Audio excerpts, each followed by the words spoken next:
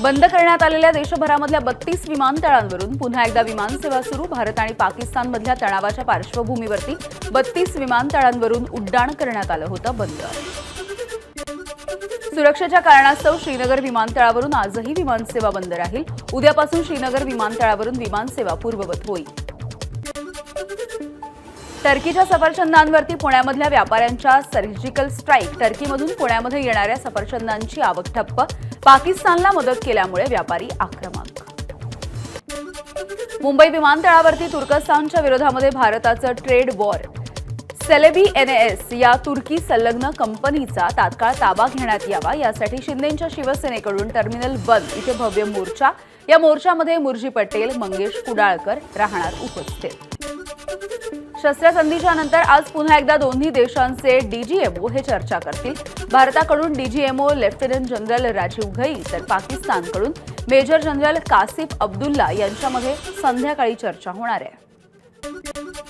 डीजीएमओंच्या चर्चेपूर्वी पंतप्रधान नरेंद्र मोदींच्या निवासस्थानी महत्त्वाची बैठक। तिन्ही सैन्य दलाच्या प्रमुखांसह संरक्षण मंत्री राजनाथ सिंह यांची बैठकीसाठी उपस्थिती। दहशतवाद्यांचा जनाजा पाकिस्तानी सैन्याधिकारी उपस्थित असल्याचं उघड। भारतीय लष्करानं दहशतवाद्यांच्या अंत्यसंस्कारामध्ये सहभागी झालेल्या पाकिस्तानी सैनिक आणि पोलिसांचे फोटो जाहीर केले आहेत। पाकिस्तानी JF-17 ला पाडल्याचे पुरावे समोर। JF-17च्या घुसखोरीच्या वेळी S-400 वरून क्षेपणास्त्र डागण्यात आलं। S-400 मधून डागण्यात आलेल्या क्षेपणास्त्राचे तुकडे पाकिस्तानामध्ये सापडले। युद्ध म्हणजे बॉलिवूडचा सिनेमा नाहीये, तो एक गंभीर विषय। माजी लष्कर प्रमुख मनोज नरवणे यांचं वक्तव्य। युद्ध आणि हिंसा याकडे शेवटचा उपाय म्हणूनच पाहायला हवं। नरवणे यांच्याकडून भूमिका स्पष्ट। भारत पाकिस्तान शस्त्रसंधी आणि अन्य मुद्द्यांवरती केंद्र सरकारनं संसदेचं विशेष अधिवेशन बोलवण्याची काँग्रेसनं केली मागणी। काँग्रेसचं सरकारला पत्र। पंतप्रधान मोदींवरील संजय राऊतांच्या टीकेला संजय निरुपम यांचं प्रत्युत्तर। संजय राऊतांची विचार करण्याची क्षमता कमी असल्याची केली टीका। अमेरिकेनं नाक खुपसल्यामुळे सर्वत्र नाराजी व्यक्त। भारतामध्ये तिसऱ्या शक्तीची लुडबुड नको। Air vice marshal Suryakant Chaphekar यांचं वक्तव्य। मुख्यमंत्री फडणवीसांच्या वर्षा बंगल्यावरती महत्त्वाची उच्चस्तरीय बैठक पार पडली। लष्करी अधिकारी आणि प्रशासकीय अधिकारी अशी एकत्रित बैठक। नागरी लष्करी समन्वयाच्या संदर्भात बैठकीमध्ये चर्चा।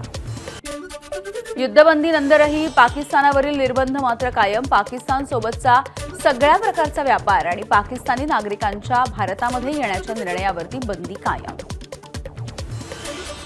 सोशल मीडियावरती ट्रोल झाल्याच्या नंतर परराष्ट्र सचिव विक्रम मिस्त्री कुटुंबियांच्या समर्थनार्थ IAS अधिकारी मैदानात। सरकारी कर्मचाऱ्यांवरील वैयक्तिक हल्ले अत्यंत खेदजनक असल्याचं मत।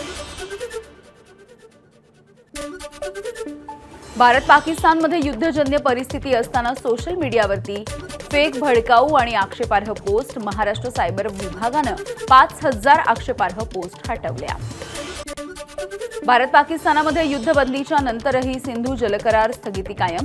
राष्ट्रीय सुरक्षेच्या कारणास्तव घेतलेला निर्णय कायम।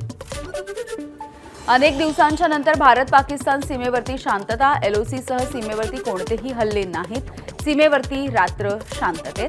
भारतीय लष्कराची अधिकृत माहिती। जम्मूमध्ये रात्रभरातून कोणताही गोळीबार किंवा ड्रोनचा हल्ला न झाल्याची माहिती। सध्या जम्मू शहरामध्ये तणावपूर्ण शांतता। शहरामध्ये सगळीकडे चोख बंदोबस्त। जम्मूमधील जनजीवन पूर्वपदावरती यायला सुरुवात। परिसरामधील अनेक दुकानं खुली करण्यात आली आहेत। लोकांची रहदारी सुरू झाली आहे। जम्मू काश्मीरच्या पूंछमध्ये सुद्धा रात्रभरातून कोणताही गोळीबार झालेला नाहीये। सध्या इथली सुद्धा परिस्थिती सामान्य आहे। जम्मू काश्मीरच्या मुख्यमंत्री उमर अब्दुल्लांनी केली नुकसानग्रस्त भागाची पाहणी। पूंछमधल्या गोळीबार झालेल्या भागामध्ये नागरिकांची जाऊन भेट घेतली। जम्मू काश्मीरच्या अखनूरमध्ये सध्या तणावपूर्ण शांतता। रात्रभरामधून कोणताही गोळीबार किंवा ड्रोनचा हल्ला नाही। सध्या परिस्थिती सामान्य। भारत आणि पाकिस्तान यांच्यामधील युद्धाच्या तणावामुळे बंद असलेल्या जम्मू काश्मीरच्या शाळा पुन्हा एकदा सुरू करण्याच्या संदर्भात आज निर्णय होणार। राजस्थानच्या सीमावर्ती जिल्ह्यांमध्ये परिस्थिती पूर्वपदावरती यायला सुरुवात। भारत पाकिस्तान सीज फायरच्या नंतर जैसलमेरमधली दुकानं आणि बाजारपेठा उघडण्यात आल्या। पंजाबमधल्या पठाणकोटमध्ये हळूहळू जनजीवन पूर्ववत पदावरती येत आहे. दुकानं, मार्केट सर्वसामान्यांसाठी पुन्हा एकदा खुलं. रस्त्यांवरती पुन्हा एकदा नागरिकांची वर्दळ. दिल्ली विमानतळावरील कामकाज पूर्ववत. सुरक्षेच्या कारणास्तव कडक तपासणीमुळे काही विमानांचं उड्डाण हे विलंबाने अथवा रद्द. प्रवाशांसाठी मार्गदर्शक सूचना जारी. पोप लिओ यांच्याकडून युद्धबंदीचं स्वागत. पोप यांच्याकडून जगाला शांततेच्या मार्गाने जाण्याचं आवाहन. अमरावतीच्या माजी खासदार नवनीत राणा यांना जीवे मारण्याची धमकी. पाकिस्तानामधून राणांना धमकीचा फोन आल्याचा दावा. जळगावातल्या रेल्वे स्थानक परिसरामध्ये बेवारस कारमधील बॉम्बच्या अफवेनं भीतीचं वातावरण. पोलिसांनी कार मालकाची माहिती घेतली असता ती महिला पोलीस कर्मचाऱ्याची निघाली. बॉम्ब शोधक पथकाकडून सुटकेचा निश्वास. पवईच्या साकी विहार रोडवरती विनापरवाना ड्रोन उडवल्याचं प्रकरण. 23 वर्षीय तरुणावरती गुन्हा दाखल. खराब झालेला ड्रोन दुरुस्त केल्याच्या नंतर ट्रायल घेण्यासाठी उडवण्यात आला होता अशी माहिती. भारत पाकिस्तानमधल्या युद्धजन्य परिस्थितीमुळे थांबवण्यात आलेली IPL ही 16 किंवा 17 मे पासून पुन्हा एकदा सुरू होण्याची शक्यता आहे. 30 मे किंवा 1 जून या दिवशी IPLचा शेवटचा सामना होणार, सूत्रांची माहिती. गडचिरोली पोलीस आणि नक्षलवाद्यांमध्ये चकमक. भांगरागड तालुक्याला लागून असलेल्या छत्तीसगडच्या लगत जंगलामध्ये C-60च्या जवानांचं ऑपरेशन सुरू असताना गोळीबार. मुख्यमंत्री फडणवीस, उपमुख्यमंत्री अजित पवार आणि शरद पवार एकाच मंचावर. राज्य सहकारी बँकेनं यशवंतराव चव्हाण प्रतिष्ठानमध्ये आयोजित केलेल्या कार्यक्रमाला लावली उपस्थिती. शरद पवार आणि नितीन गडकरींची वायवी चव्हाण सेंटरमध्ये भेट. दोघांमध्ये अनौपचारिक चर्चा झाल्याची माहिती आहे. आगामी काळामध्ये दोन्ही राष्ट्रवादी एकत्र येणार असल्याचं शरद पवारांचे संकेत. त्यामुळे ठाकरे गट एकाकी पडणार. मंत्री संजय शिरसाट यांची प्रतिक्रिया. दोन्ही राष्ट्रवादी एकत्र येण्याचा निर्णय घेण्यापूर्वी कार्यकर्त्यांच्या भावना समजून घ्या. राष्ट्रवादी शरद पवार गटाचे नेते अंकुश काकडे यांचं सुप्रिया सुळेंना पत्र. शरद पवार घेतील तो निर्णय मान्य असल्याचंही केलं वक्तव्य. राष्ट्रवादी शरद पवार पक्षाचे प्रदेशाध्यक्ष जयंत पाटील यांनी 14 मे रोजी बोलावली महत्त्वाची बैठक. सर्व प्रदेश पदाधिकारी, जिल्हा निरीक्षकांना उपस्थित राहण्याच्या सूचना.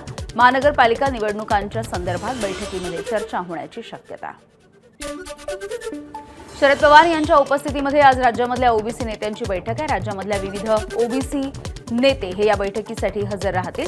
जातनिहाय जनगणनेच्या केंद्राच्या निर्णयाच्या नंतर आगामी काळामधील रणनीती ठरवण्यासाठी या बैठकीचं आयोजन करण्यात आलं आहे. राज ठाकरेंनी सुरुवात केली, आम्ही सकारात्मक प्रतिसाद दिला. आता पुन्हा एकदा सुरुवात त्यांनीच करावी. ठाकरे बंधूंच्या संभाव्य युतीच्या चर्चांवरती संजय राऊत यांची प्रतिक्रिया. अजित पवारांच्या राष्ट्रवादीचे नेते छगन भुजबळ मुख्यमंत्री फडणवीसांच्या भेटीला. मतदारसंघामधल्या कामांच्या संदर्भात भेट असल्याची माहिती. नाशिकमधल्या कुंभमेळ्याच्या कामांना विलंब होत असल्यामुळे शहरवासियांची प्रशासनावरती नाराजी. तर सर्व कामं ही वेळेमध्ये पूर्ण होतील असा मंत्री गिरीश महाजन यांचा दावा आहे. मुख्यमंत्री देवेंद्र फडणवीस आज वर्धा जिल्ह्याच्या दौऱ्यावरती आहेत. वर्धा जिल्ह्यामध्ये विविध कार्यक्रमांना फडणवीस हजेरी लावतील. भाजप जिल्हा कार्यालयाचं भूमिपूजन सुद्धा मुख्यमंत्र्यांच्या हस्ते होणार आहे. उद्या 10वी बोर्डाचा निकाल जाहीर होणार आहे. अधिकृत संकेतस्थळावरती दुपारी 1 वाजल्यापासून हा निकाल तुम्हाला ऑनलाईन पद्धतीनं बघता येईल. राष्ट्रवादी अजित पवार पक्षामधील पुण्याचे शहराध्यक्ष दीपक मानकर यांच्या विरोधामध्ये गुन्हा दाखल झालाय. बनावट कागदपत्रांच्या सहाय्यानं जमीन व्यवहार केल्याचा त्यांच्यावरती आरोप आहे. बीडमधल्या पाटोदा तालुक्यामध्ये पवनचक्की कंपन्यांचा मनमानी कारभार. कंपनीला विरोध करणाऱ्या शेतकऱ्यांच्या विरोधातच पोलिसांकडून खंडणीचा गुन्हा दाखल. बीडमध्ये ईडीकडून ज्ञानराधा सोसायटी संबंधित विविध संस्थांवरती छापेमारी. 4 लाखांपेक्षा अधिक गुंतवणूकदारांची फसवणूक केल्याचा आरोप. कारवाईमध्ये 188 कोटींची मालमत्ताही जप्त. सांगलीच्या खानापूर तालुक्यामधल्या नागेवाडीमध्ये गांजाची लागवड करणाऱ्याला अटक झाली आहे. घराशेजारीच करत होता गांजाची लागवड. आरोपीकडून तब्बल 98,000 रुपये किमतीची 9 किलो 808 ग्रॅमची गांजाची 23 झाडं जप्त झाली आहेत.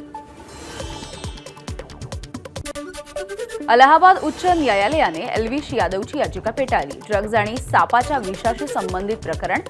दाखल आरोपपत्र आणि समन्स रद्द करण्याची याचिकेच्या माध्यमातून मागणी करण्यात आली होती. अहिल्यानगर महानगरपालिका प्रशासनाकडून पावसाळ्यापूर्वीच्या कामांना सुरुवात. शहरामधील 15 अति धोकादायक इमारतींवरती हातोडा. नालेसफाई, ड्रेनेज लाईन दुरुस्तीची कामं पूर्ण करण्याच्या आयुक्तांच्या सूचना. नाशिकमधल्या पंचवटीमधील कोंडाजी चिवडा दुकानाला आग लागली. शॉर्ट सर्किटमुळे ही आग लागल्याची माहिती आहे. मिरज सांगली रस्त्यावरील रेल्वे पुलावरती कार आणि दुचाकीची समोरासमोर धडक झाली. या अपघातामध्ये दुचाकीस्वाराचा मृत्यू झालाय.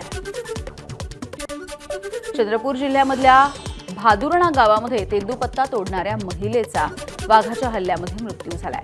सलग तिसऱ्या दिवशी वाघाच्या हल्ल्यामध्ये 5 महिलांनी जीव गमावला. प्रशासनाच्या दुर्लक्षामुळे नागरिकांचा संताप. ठाण्याच्या सिद्धेश्वर तलावामध्ये प्रदूषणामुळे पुन्हा एकदा माशांचा मृत्यू. 15 दिवसांमधली दुसरी घटना. त्यामुळे जलपर्णीसह प्रदूषणाचा मुख्य मुद्दा हा पुन्हा एकदा तापण्याची शक्यता आहे. कळवा दिवा मुंबऱ्यामधला पाणी पुरवठा आज बंद. जांभूळ जलशुद्धीकरण केंद्रामधील अशुद्ध पाण्याची वाहिनी तुटली आहे. दुरुस्ती करण्यासाठी 12 ते 15 तास लागणार असल्याची माहिती आहे. कोकण आणि मराठवाड्यामध्ये अवकाळी पावसाची शक्यता. ताशी 30 ते 40 किलोमीटर वेगानं वारे वाहण्याची शक्यता आहे. हवामान विभागाने व्यक्त केला अंदाज. कोल्हापूरमधल्या पन्हाळगडावरती काल एका तासात 22 मिलीमीटर पावसाची नोंद झाली. पावसामध्ये पन्हाळगडाच्या मुख्य रस्त्यावरती 2 मोठ्या शिळा सुद्धा कोसळल्या. नाशिकला 2 दिवस पावसाचा येलो अलर्ट. काल रात्री झालेल्या अवकाळी पावसाने 25 पेक्षा जास्त झाडांची पडझड. अग्निशमन विभागाची माहिती आहे. नाशिक जिल्ह्याला अवकाळी पावसाचा मोठा फटका. 3454 हेक्टर क्षेत्रावरच्या शेतीच्या पिकांचं नुकसान. काल संध्याकाळी कृषी मंत्री माणिकराव कोकाटे यांच्याकडून नुकसानग्रस्त भागांची पाहणी. कृष्णा मराठवाडा उपसा सिंचन योजनेच्या दुसऱ्या टप्प्यामधल्या पहिल्या टप्प्याचं 95% काम पूर्ण झालं. लवकरच योजनेचं टेस्टिंग होणार आहे. योजनेच्या अंतर्गत 11 गावांना पाणी पुरवठा केला जाईल. आमदार राणा जगजितसिंह पाटील यांची माहिती आहे. एबीपी माझा, उघडा डोळे बघा नीट.